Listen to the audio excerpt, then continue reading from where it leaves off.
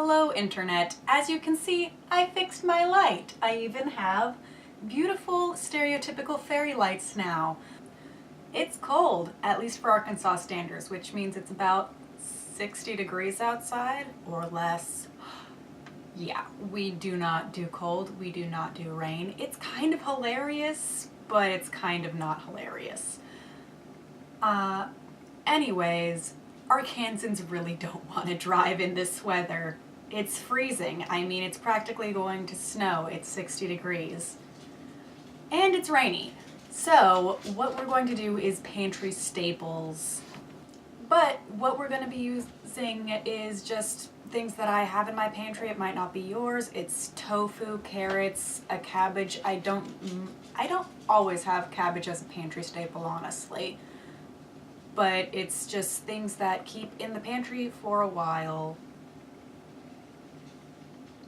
So what we're going to be making is potstickers, or just a steamed Chinese dumpling, Chinese style, Asian style. It's a wonton stuffed with stuff. It's pretty good.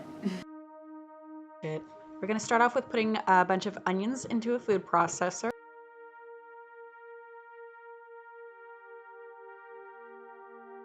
We're going to add some garlic and ginger, and don't measure that with a recipe, measure that with your heart.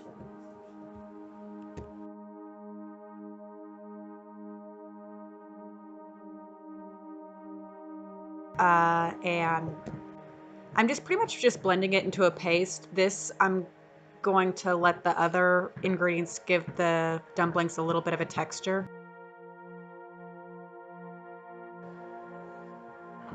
Then I'm going to add some carrots to it. And they're just going to be a little less pasty than the onions and garlic. We're going to dump out the mixture of onions and carrots into a separate bowl, and instead we're going to add a bunch of cabbage now. This was already roughly chopped. We're just going to blend it down a little bit so it has somewhat of a texture, but is not completely smooth.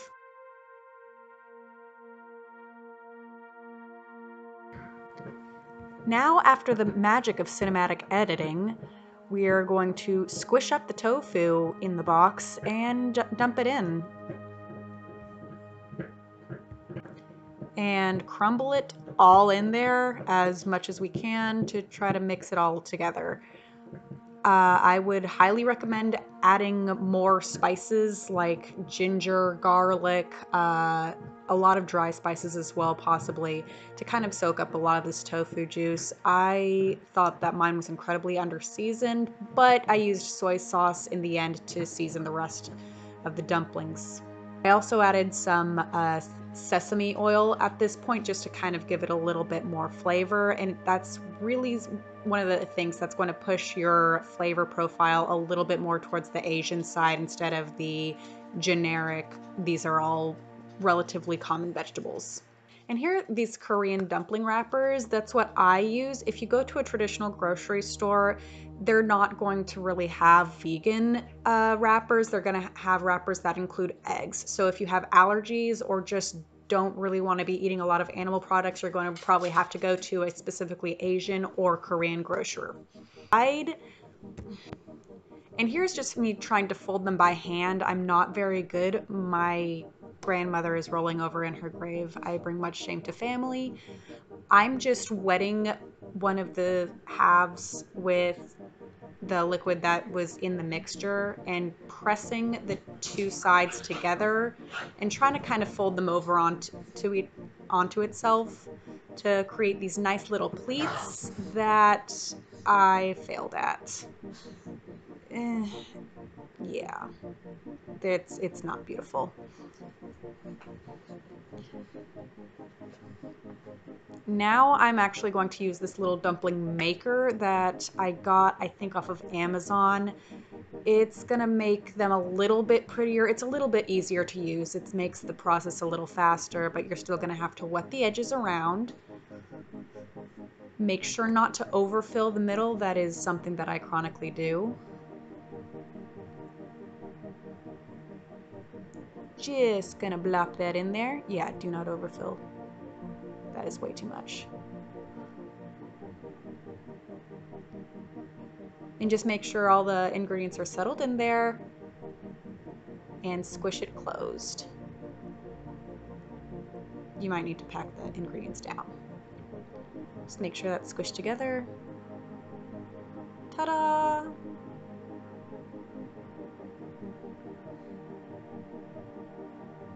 And you might need to go over and make sure the edges are completely sealed. I had to pleat the edges a little bit more on this one.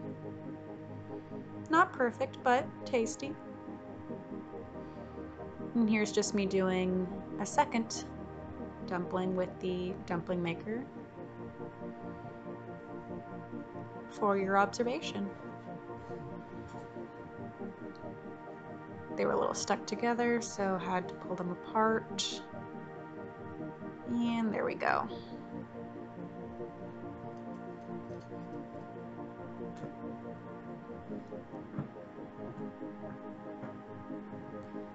Zhuzhing it with some of the juice from the mixture.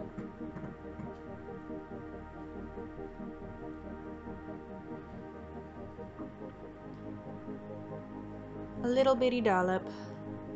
This is smaller, so it'll fit better this time. Learn from your mistakes. And that closes without any packing this time. And there you go. No need to actually pleat it closed this time. Continue for about half an hour and you'll wind up with a beautiful semi-uniform plateful. And you can just pop these into a steamer. I have lined the steamer with parchment paper. It's a 2-layer steamer. And I'm just going to pop one layer on top of the other. And we're going to simmer some water to get it steamy and very carefully lay it in. Don't burn yourself. After 10-15 minutes, it really just depends on how hot your water is and exactly what method you're using.